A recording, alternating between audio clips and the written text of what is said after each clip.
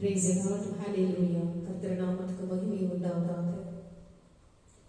August மாதம் 25ஆம் தேதி ஞாயிற்றுக்கிழமை கர்த்தர் நம்மை மற்றும் அழைத்ததற்காக நன்றியோடு அவரை நாம் அவருடைய கூடாரத்தில் அவருடைய ஆலயத்தில் நாம் நன்றியோடு அவரை நாம் துதிக்க வேண்டும். உள்ளத்தின் ஆழத்திலிருந்து மகிழ்ச்சியோடு அவரை நாம் துதிக்கும் பொழுது நமக்கு முன்பே அவர் ஆலயத்தில் அவருடைய கூடாரத்தில் காத்துக் கொண்டிருக்கின்றார். என் பிள்ளைகள் என்னை நோக்கி இந்த நாளில் வருவார்கள். அவருடைய தேவைகளை சந்திப்பவன், அவருடைய பிரச்சனைகளை எல்லாம் தீர்த்து வைப்பவன், அவர்கள் எதிர்பார்த்து கொண்டிருக்கும் காரியங்கள் ஒவ்வொன்றும் நான் இரட்டிப்பாக கொடுப்பவன் என்று கர்த்தர் உங்களையும் என்னையும் பார்த்து அவளோடு அவர் காத்துக் கொண்டிருக்கின்றார். அவருடைய அழகான கண்களால் நம்மை பார்க்க நமக்கு முன்பே அவர் நமக்காக காத்துக் கொண்டிருக்கின்றார். அவருடைய ஆவியின் வல்லமையால் நாம் நிரம்பி வழிய வேண்டும். ஒவ்வொரு நாளும் அவருடைய ஆசீர்வாதம் மிகவும் முக்கியம். அப்படியாக நாம் இந்த நாளில் அவரை உள்ளத்தின் ஆழத்திலிருந்து அவரை நாம் கூப்பிடுவோம். 1 கொரிந்தியர் 27ஆம் வசனம் 1ஆம் அதிகாரம், கொரிந்தியர் 1ஆம் அதிகாரம் 27ஆம் வசனத்தில், ஞானிகளை வெட்கப்படுத்தும்படி தேவன் உலகத்தில் பைத்தியமானவர்களை தெரிந்து கொண்டார். பலமுள்ளவர்களை வெட்கப்படுத்தும்படி தேவன் உலகத்தில் பலவீனமானவைகளை தெரிந்து கொண்டார். படித்து பாருங்கள். 1 கொரிந்தியர் 1ஆம் அதிகாரம் 27 நீங்கள் வாசித்து பாருங்கள்.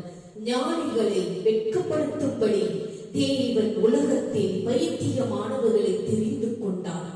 பலமுள்ளவைகளை வெட்கப்படுத்தும்படி தேவன் உலகத்தில் பலவீனமானவைகளை தெரிந்து கொண்டார். ஒன்றுக்கும் உதவாதது என்று உலகம் விட்டவைகளில் உள்ள மேன்மையான காரியங்களை தேவன் எப்போதுமே காண்கிறார். தாங்கள் பலவீனமானவர்கள், எதற்கும் சாத்தியமற்றவர்கள் என்று உணரும் நபர்களையே தெரிந்தெடுத்து பயன்படுத்த தேவன் விரும்புகிறார். பெரும்பாலும் பலவான்களும் புத்திசாலிகளும் தங்கள் சொந்த திறமைகளினால் காரியங்களை சாதித்து விடலாம் என்று நினைக்கிறார்கள். ஆனால் தம்மை மாத்திரம் சார்ந்திருப்பவர்களை தேவன் தெரிந்தெடுத்து தம்முடைய மகிமைக்காக பயன்படுத்துகிறார். நாம் அப்படியாக வாழ்ந்து கொண்டிருக்கின்றோமா? சிந்தித்து பாருங்கள். ஆண்டவரை நோக்கி ஜெபியுங்கள். என் அன்புள்ள பரலோக தந்தையே, நான் என்னை குறித்து எப்படி உணர்ந்தாலும் சரி, ஆசீர்வாதமாகவும் அதிகாரம் உள்ளவனாகவும் இருக்கக்கூடிய ஒரு நபராக நீர் என்னை பார்க்கிறீர் என்பதற்காக உம்மை ஸ்தோத்திரிக்கிறேன். எனது பலவீனங்களையும் தவறுகளையும் உமக்கு முன்பாக இன்று அறிக்கையிடுகிறேன். எனக்கு விரோதமாய் இருப்பவர்கள் என் வாழ்வில் வெற்றியான ரகசியம் என்னதான் என்று குழப்பமடையும் வகையில் என்னையும் நீர் பயன்படுத்தும்படி தாழ்மையுடன் இந்த நாளில் உம்மை நோக்கி நாங்கள் ஜெபிக்கிறோம் என்று நீங்களும் நானும் ஒவ்வொரு நாளும் அவரை நோக்கி உற்சாகத்தோடு ஊக்கத்தோடு அவரை கூப்பிடும் பொழுது கர்த்தர் உங்களையும் என்னையும் ஆசீர்வாதமாக பொழியச் செய்வார். அப்படியாக இந்த நாளில் அவரை நாம் உள்ளத்தின் ஆழத்திலிருந்து கூப்பிடுவோம். அப்பா பிதாவே, என்னை கண்ணோக்கிறது. என் அன்பின் பிதாவே, என்னை கண்ணோக்கிறது. முதலாமும் வாழ்க, அன்பு எங்களில் பெருக வேண்டும் என்று இந்த நாளில் அவரை நோக்கி நாம் உள்ளத்தின் ஆழத்திலிருந்து கூப்பிடுவோமாக. நன்றியோடு அவரை நாம் இந்த நேரத்தில் துதித்து ஆராதித்து அவரை நோக்கி பிதாவிடத்தில் நாம் உள்ளத்தின் ஆழத்திலிருந்து துதித்து பாடுவோமாக. Oh,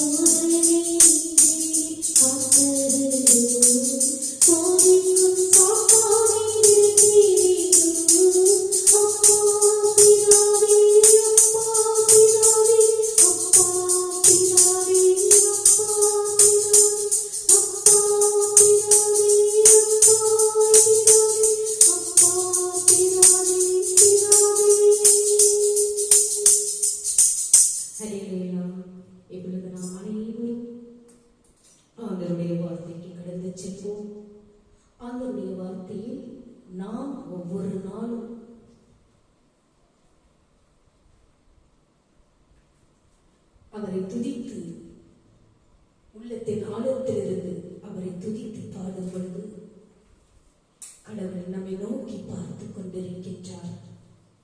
நீங்கள் அப்படியாக அவரை நோக்கி கூப்பிட்டுக் கொண்டிருக்கின்றீர்களா என்று சிந்தித்து பாருங்கள். கடவுள் இந்த உலகத்தை படைத்தார், நம்மையும் படைத்தார். அப்படியாக நாம் அவருக்கு நாம் என்ன நன்றி கடன்பட்டிருக்கின்றோம், அவருக்கு நாம் என்ன செய்து கொண்டிருக்கின்றோம், அவர் நமக்காக எதை எதிர்பார்த்து கொண்டிருக்கின்றார் என்று நீங்கள் சிந்தித்து பார்க்க வேண்டும். பாருங்கள், இந்த அப்போஸ்தலருடைய அதிகாரத்தில் அப்போஸ்தலனான பவுலடிகளார் எழுதிய நற்செய்தியிலிருந்து நாம் வாசிக்கும் பொழுது, அந்த வாசத்தில் அதனுடைய அர்த்தங்களை நான் கொடுக்கும் பொழுது, நீங்கள் மறுபடியுமாக ஒவ்வொரு நாளும் ஆண்டவருடைய வார்த்தையை, அந்த திரு வேதாகமத்தை ஒவ்வொரு நாளும் நாம் படித்து பயன்பெற வேண்டும். இந்த அப்போஸ்தலனான பவுலடிகளார் 20ஆம் அதிகாரம் 2 வாசித்து பாருங்கள். சீஷர்களுக்கு புத்தி சொல்லி உதவி செய்து உற்சாகப்படுத்துகின்றார். பவுல் அந்த திசைகளிலே சுற்றி நடந்து சீசர்களுக்கு வெகுவாய் புத்தி சொல்லி கிரேக்க தேசத்திலே சேர்ந்தான். எபேசுவிலே வெடித்து கிளம்பிய வெறுப்புக்கு பிறகு பவுல் எபேசுவிலே மட்டுமல்ல, ஆசிய பகுதியிலும் ஊழியம் செய்ய முடியாத நிலை ஏற்பட்டுவிடும் என்று விசுவாசிகள் உணர்ந்து கொண்டவர்கள். எபேசுவின் நகர வீதிகளிலும் பவுல் நடந்து திரிய முடியாதவாறு எபேசி மற்றும் யூதா மக்கள் மனங்களில் பழிவாங்கும் எண்ணம் தேங்கி இருந்ததாம். அப்போஸ்தலர் 19ஆம் அதிகாரம் 31 நீங்கள் வாசித்து பார்த்தால் உங்களுக்கு புரியும். இந்த ஆலோசனையை பவுல் ஞானமாய் கடைபிடித்து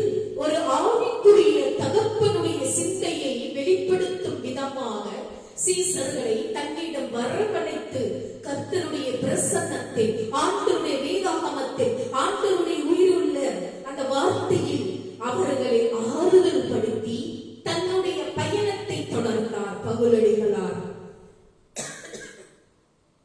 அந்த எபேசு பட்டணத்தில் யூதா மக்களிடத்தில் பவுலடிகளார் ஆண்டவருடைய வார்த்தைகளை கொடுக்கும் பொழுது அவருடைய பிரசன்னத்தில் அவர்களை ஆறுதல் படுத்தினார் என்று வேதாகமத்தில் கூறுகின்றது. தன்னுடைய பயணத்தை அவர் தொடர்ந்து அந்த இடத்தில், அந்த பட்டணத்தில், எபேசு பட்டணத்தில் அந்த யூத மக்களுக்கு அவர் ஆண்டவருடைய வார்த்தையை அவர் மக்கள் மத்தியில் பிரசங்கித்தார். கண்ணீர் மல்க அந்த எபேசு சபை மக்களிடமிருந்து விடை பெற்று மக்கெதோனியாவுக்கு புறப்பட்டார் பவுலடிகளார். இதற்கு முன்பு மக்கெதோனியா தேசத்தானின் அழைப்பை தரிசனத்தின் மூலம் பெற்றிருந்தார் பவுலடிகளார். அப்போஸ்தலர் 16ஆம் அதிகாரம் 8-10 வாசித்து பாருங்கள். அந்த சுருக்கமான பயணத்தின் போது பவுல் அங்கு சிறிதளவே பிரசங்கித்தார் ஆண்டவருடைய வார்த்தையை எடுத்து. இந்த முறை அவருக்கு கதவு திறக்கப்பட்டிருந்தது என்று கூறுகின்றது. 2 கொரிந்தியர் 2ஆம் அதிகாரம் 12 வாசித்து பாருங்கள். அந்த நகரமானது நற்செய்தி ஊழியத்திற்கென்று தயாராயிருந்தது என்று கூறுகின்றது.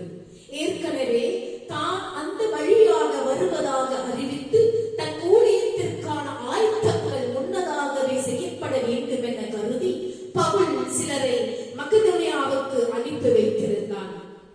மக்கெதோனியா மற்றும் கிரேக்க தேசத்தில் உள்ள தெசலோனிக்கியா, கொரிந்து, பெரோனியா, பிலிப்பு போன்ற இந்த பட்டணங்களை எல்லாம் திரும்பவும் சந்திக்க வேண்டும் என்று அவர் வாஞ்சையுடன் இருந்ததே இதற்கு காரணம். பவுல் மக்கெதோனியா வழியே பிரயாணம் செய்வதில் ஏறக்குறைய ஓராண்டை செலவிட்டார், 1 வருடத்தை செலவிட்டார். அவர் தன் நேரத்தை வீணாக செலவழிக்க விரும்பாமல் எல்லா இடங்களிலும் சுற்றித் திரிந்தார். தன்னுடைய ஊழியத்தினால் ஸ்தாபிக்கப்பட்ட சபைகளையும் விசுவாசிகளையும் மறுபடியும் சந்தித்து அவர்களுடைய ஆவிக்குரிய நிலவரங்களை அறிந்து கொள்ளும்படியாகவும் ஆவிக்குரிய ஜீவியத்தில் அவர்கள் வளருவதற்கான உபதேசங்களையும் புத்திமதிகளையும் கூறி உற்சாகப்படுத்தினார் பவுலடிகளார். ஆவிக்குரிய காரியங்களை சரியாய் செய்து வளர்ந்து முதிர்ச்சிய ஆலோசனை வழங்கினார் பவுலடிகளார். இயேசு பகற்காலம் இருக்க மட்டும் நான் என்னை அனுப்பினவருடைய கிரியைகளை செய்ய வேண்டும், ஒருவரும் கிரியை செய்யக்கூடாத ராக்காலம் வருகிறது என்றார். யோவான் 9ஆம் அதிகாரம் 4 வாசித்து பாருங்கள். தேவனுடைய கிரியைகளில் ஒரு அவசரம் உண்டு. தருணங்கள் வருகின்றன, வந்த வேகத்தில் போய்விடுகின்றன. தேவனுக்காக நற்கிரியைகளை செய்வதற்கு இன்றைக்கு கிட்டும் சந்தர்ப்பம் நாளைக்கு கிட்டாமல் போகலாம். தாமதமாக செய்யப்படும் நற்கிரியை செய்யாமலே விடப்படும் நற்கிரிக்கு சமம். காலத்தை ஞானத்தோடு பயன்படுத்திக் கொள்வது மிகவும் அவசியம் பிரியமானவர்களே. யோவான் 7ஆம் அதிகாரம் 4-14 நீங்கள் வாசித்து பாருங்கள். பவுலடிகளார் வசனத்தை விதைத்து ஊழியத்தை அடுத்த நிலைக்கு உயர்த்துவதற்கு உதவினதும் அல்லாமல் பலவீனரை தாங்கவும் வாங்குவதை பார்க்கிலும் கொடுக்கிறதே பாக்கியம் என்று இயேசு சொன்ன வார்த்தைகளை நினைக்கும்படி கேட்டுக்கொண்டார். அப்போஸ்தலர் 20ஆம் அதிகாரம் 35 வாசித்து பாருங்கள். இது கட்டளையாக ஏற்படுத்தப்படாமல் சமநிலை பிரமாணத்தின் அடிப்படையில் இயங்க ஆலோசனை வழங்கப்பட்டது. ஆரம்பம் முதல் எருசலேமில் இருந்த சபையானது பொருளாதார தேவையில் இருந்த அதிகமான உறுப்பினர்களை கொண்டிருந்தது. அது நிலைநாட்டப்பட்டு சொத்துக்கள் வைத்திருந்த விசுவாசிகள் ஒன்றும் இல்லாதவர்களுடன் பகிர்ந்து கொள்ள வேண்டியதாயிருந்தது. படித்து பாருங்கள். அப்போஸ்தலர் 2ஆம் அதிகாரம் 44-45 படித்து பாருங்கள். 4ஆம் அதிகாரத்தில் 32-35 வாசித்து பாருங்கள். 6ஆம் அதிகாரத்திலும் 11ஆம் அதிகாரத்தில் 17-30 வாசித்து பாருங்கள். 12ஆம் அதிகாரத்தில் 25 வாசித்து பாருங்கள். ரோமையர் அதிகாரத்தில் 12ஆம் அதிகாரம் 26 வாசித்து பாருங்கள். கலாத்தியர் 2ஆம் அதிகாரம் 10 வாசித்து பாருங்கள்.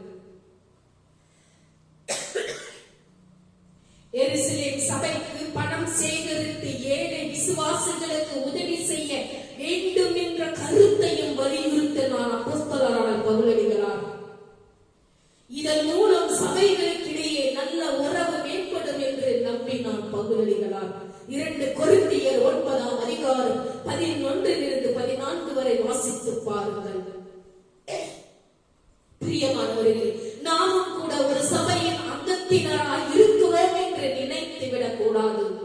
நாம் ஒரு ஆலயத்திலே நாம் பங்கு மக்களாக நாம் இருக்கக்கூடாது. உலகமெங்கிலும் உள்ள கிறிஸ்தவர்களுடைய சரீரமாகிய சபையில் அங்கத்தினர்களாய் இருக்கிறோம் என்பதை உணர்ந்து தூரத்தில் உள்ள சபைகளுக்கு உதவி செய்ய வேண்டும். நம் சபையில் உள்ள ஏழைகளுக்கு உதவி செய்வதனால் நாம் தனித்தனியே மற்றவர்களோடு ஐக்கியத்தையும் குறைச்சொல்லில் உள்ள பரிசுத்தவான்களுக்கு உதவி செய்வதனால் சபையாய் கிறிஸ்துவின் சரீரமாகிய மற்ற எல்லா சபைகளோடு உள்ள ஐக்கியத்தையும் பாதுகாத்துக் கொள்ள முடியும். இப்படியாக நம்மை பார்த்து கர்த்தர் சொல்லுகிறார், நீங்கள் ஒவ்வொருவரும் என்னுடைய வசனத்தை, என்னுடைய வார்த்தையை, உயிருள்ள அந்த வார்த்தையிலே ஒவ்வொரு நாள் படித்து பயிர்ந்திருங்கள். நீங்கள் போகும் சபையில் உள்ள ஒவ்வொரு மக்களையும் ஒவ்வொரு அங்கத்தினரையும் நீங்கள் உள்ளத்தின் ஆழத்திலிருந்து அவர்களுக்கு நீர் அன்பையும் ஒற்றுமையும் விசுவாசத்தையும் நீங்கள் வளர்க்க வேண்டும். ஒருவருக்கொருவர் உதவி செய்ய வேண்டும். அப்படியாக நீங்கள் அனைவரும் என்னுடைய விசுவாசியுடைய பிள்ளைகள், என்னுடைய பிள்ளைகள் என்று கர்த்தர் சொல்லுகிறார். அப்படியாக நாம் அனைவரும் ஒன்றித்து நாம் வாழ்ந்து கொண்டிருக்கின்றோமா என்று சிந்தித்து பார்த்து கர்த்தர் தாமே இந்த வார்த்தையை கொடுத்ததற்காக அவருக்கு நன்றியோடு நாம் துதித்து ஆராதித்து மகிழ்ந்து காணிக்கைக்கு கடந்து செல்வோமாக.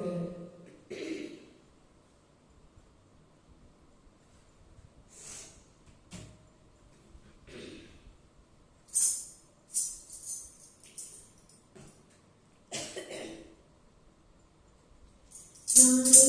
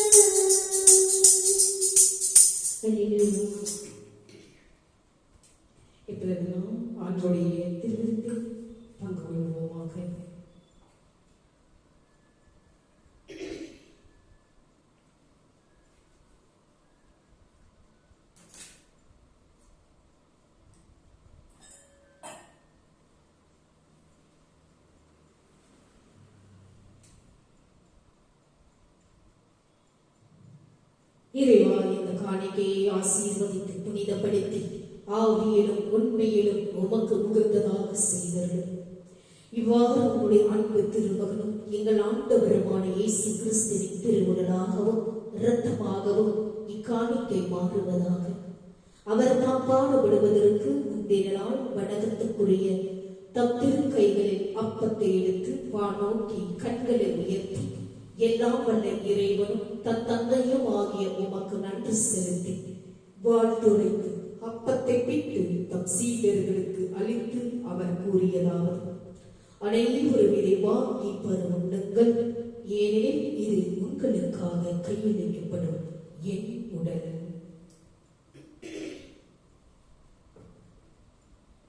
அவ்வனமே உணவருந்திய பின் மகிழ்வை மிகுந்த இக்கிண்ணத்தை வணக்கத்துக்குரிய தம் திருக்கைகளில் எடுத்து மீண்டும் உமக்கு நன்றி செலுத்தி வாழ்த்துரைத்து தம் சீடர்களுக்கு அளித்து அவர் கூறியதாவது: அனைவரும் இதை வாங்கி பருகுங்கள், ஏனெனில் இது புதிய நித்திய உடன்படிக்கைக்கான என் ரத்தம். இது பாவ மன்னிப்புக்கென்று உங்களுக்காகவும் எல்லாருக்காகவும் சித்தப்படும். இதை என் நினைவாக செய்யுங்கள் என்றார். நாம் அனைவரும் உள்ளத்தின் ஆழத்திலிருந்து ஒரு மனப்பட்டு அவருடைய திருவுடலை திரு ரத்தத்தை பகிர்ந்து கொள்வோமாக.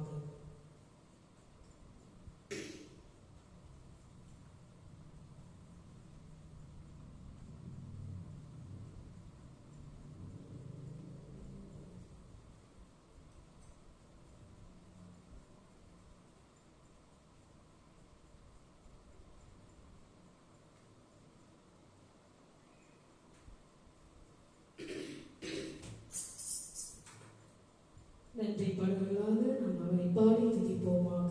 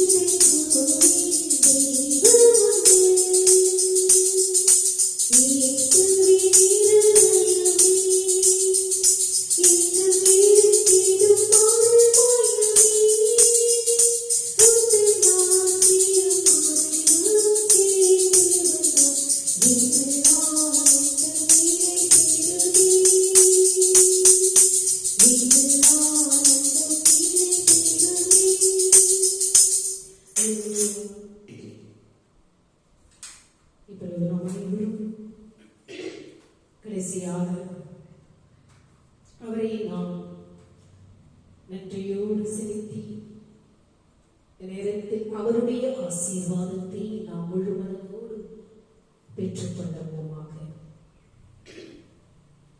நாம் அனைவரும் ஒரு நிமிட கண்களை மூடி நாம் ஜெபிப்போம். சர்வவல்ல தேவனே, சேனைகளின் கர்த்தாவே, நாங்கள் உம்மை யெகோவா நிசியாக ஆராதிக்கிறோம். எங்கள் ஜெயக்கொடி நீர். நீர் ஞானத்திலும் வல்லமையிலும் மேன்மையானவர். எனவே உமது அறிவும் அனுமதியுமின்றி எங்களுக்கு எதுவும் நடக்காது. உம்முடைய ஜனங்களின் யுத்தங்களை நடத்துபவர் நீர். நீர் எங்கள் ரட்சிப்பின் தளபதி. கஷ்டங்களும் சோதனைகளும் ஏற்படும் நேரத்தில் உமது வாக்குத்தத்தங்களை சரியான முறையில் எங்களுக்கு நினைவூட்டும் பரிசுத்த ஆவியானவருக்காக நன்றி செலுத்துகிறோம். கர்த்தராகிய இயேசுவே, எங்களுக்காக நீர் இருக்கிறீர். பரிசுத்த ஆவியானவர் எங்களில் இருக்கிறார். என்ன ஒரு ஊக்கம்! பிதாவாகிய தேவனே, நீர் ஜீவனுள்ள மெய்யான தேவன். நீர் இஸ்ரவேலின் மகத்தான தேவன். எங்களுடைய கர்த்தராகிய இயேசு கிறிஸ்துவின் தேவனும் பிதாவுமானவர். நீர் பெரியவர். துரதிர்ஷ்டவசமாக எபேசு பட்டணத்தின் சம்பிரதையான கிறிஸ்தவர்களுக்கு ஆதரவாகவோ அல்லது எதிராகவோ இல்லை என்றால் அவருக்காக நன்றி செலுத்துகிறோம். அவர் எபேசுவுக்காக எபேசுவின் அமைதிக்கும் ஒழுங்குக்கும் பொறுப்பாக இருந்தார். பெரும் குழப்பத்தில் சிக்கியவர்களை விடுவிப்பவர் அவர் அல்ல, தேவன் ஒருவரே விடுவிக்கிறார். அவர் ஆயிரக்கணக்கான கிளர்ச்சி குரல்களை அடக்கி அவர்களின் வாயில்களை மூடினார். பாவத்தின் பெரும் இடையூறுகளிலும் பாவத்தின் வல்லமையிலும் சிக்கியவர்களை விடுவிப்பவராக இருப்பதற்காக நன்றி கர்த்தாவே. இயேசுவின் விலையேற பெற்ற நாமத்தினால் ஜெபிக்கிறோம் எங்கள் ஜீவனுள்ள நல்ல பிதாவே, ஆமென். நம் அனைவரும் அவருடைய ஆசீர்வாதத்தை ஒரு மனதோடு பெற்றுக் கொள்வோமாக. என் ஆத்துமாவே கர்த்தரை ஸ்தோத்திரி, என் முழு உள்ளமே அவருடைய பரிசுத்த நாமத்தை ஸ்தோத்திரி. என் ஆத்துமாவே கர்த்தரை ஸ்தோத்திரி, அவர் செய்த சகல உபகாரங்களையும் மறவாதே. நம் அனைவரும் தலைவணங்கி அவருடைய ஆசீர்வாதத்தை பெற்றுக் கொள்வோமாக. நம்முடைய ஆண்டவராகிய இயேசு கிறிஸ்துவின் கிருபையும் பிதாவினுடைய அன்பும் பரிசுத்த ஆவியினுடைய அன்யோன்யம் ஐக்கியமும் நம்மோடும் நம்முடைய குடும்பத்தோடும் யாரெல்லாம் இந்த யூடியூப் சேனலை பார்த்துக் கொண்டிருக்கின்றார்களோ ஆண்டவருடைய வெளிச்சமானது உங்கள் மேல் பிரகாசமடையத்தக்கதாகவும் ஆண்டவர் வரும் மட்டும் உங்கள் மேல் சந்தோஷம் சமாதானம் என்றென்று நிலைத்திருப்பதாக. ஆமென். May God bless you. ஆண்டவர் ஒருவரையும் ஆசீர்வதிப்பார்.